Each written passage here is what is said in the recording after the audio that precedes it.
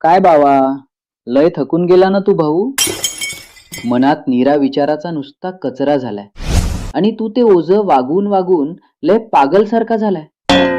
कुठंच मन लागून नाही राहिलं तुय.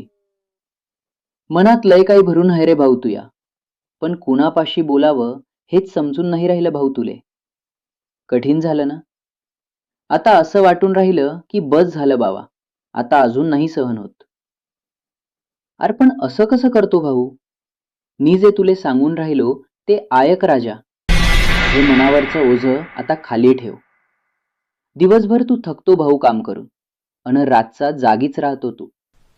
आजच्या रातपुरता तरी जीवाले जरासा आराम दे भाऊ.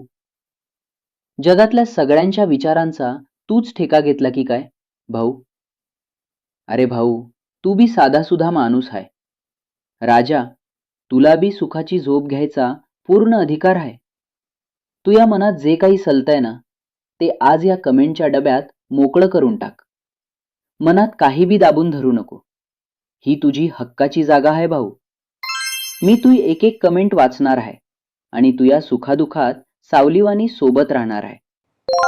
जर हे ऐकून तुझं मन थोडं बी हलकं झालंय असं तुले वाटलं, तर हा व्हिडिओ त्या मित्राला दाड, ज्याचं मन सध्या लय दुःखानं भरले